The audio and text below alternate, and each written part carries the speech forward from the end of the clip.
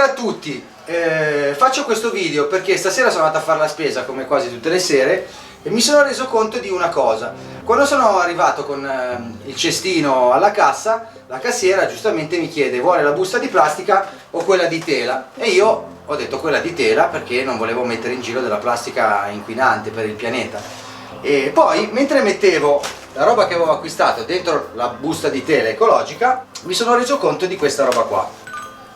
Cabaret di plastica, contenitore di plastica, contenitore di plastica, contenitore di plastica, contenitore di plastica, contenitore di plastica, contenitore di plastica. Ora, io responsabilmente ho scelto di prendere la bustina di tela appunto per non mettere in giro della plastica nel pianeta. Però su 1, 2, 3, 4, 5, 6, 7, 8 articoli che ho comprato, 8 articoli hanno una confezione di plastica enorme, abnorme, il cui volume, se le mettiamo tutti insieme, supera il volume delle cose che ho acquistato. Facendo questo ragionamento mi sono sentito un idiota, perché nel tentativo comprensibile di non inquinare il pianeta portando in giro la spesa con una bustina di plastica da 10 grammi, non mi sono preoccupato di quello che acquistavo in 10 confezioni che peseranno, secondo me, a occhio, almeno 1 chilo.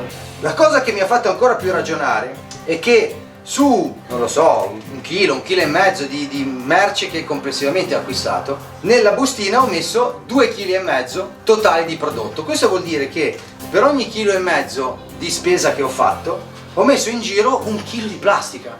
Questa roba mi ha fatto sentire veramente un idiota. Uno, mi ha fatto sentire responsabile perché avendo del tempo, stasera non ne avevo, ma avendo del tempo forse bisognerebbe andare ad acquistare di nuovo la merce al dettaglio, la carne dal macellaio, il frutto e verdura dall'ortofrutta, in modo tale da avere le confezioni di carta che non fanno male al pianeta. Il secondo aspetto di questo ragionamento è che è vero che noi ci sbattiamo molto a fare la raccolta differenziata, quindi a mettere la plastica nella plastica, la carta nella carta, eccetera eccetera, ma il problema non nasce tanto dai rifiuti che noi differenziamo, ma dai rifiuti che noi ci portiamo in casa. Cioè, il problema grosso che ho vissuto stasera sulla mia pelle, ed è il ragionamento del quale vi ho voluto rendere partecipi, che non è tanto la spazzatura che produci e che poi successivamente differenzi, ma è la spazzatura che acquisti. Tutte queste confezioni, al di là del fatto di avere un costo, hanno un ingombro, hanno un peso.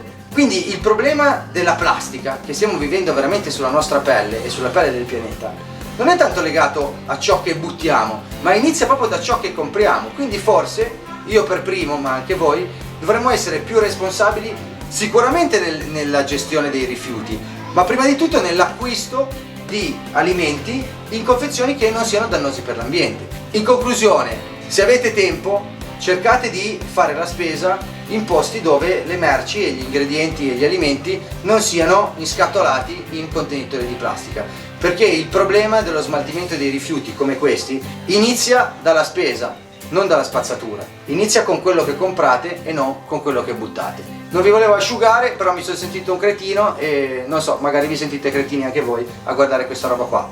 Ciao, vado a cucinare!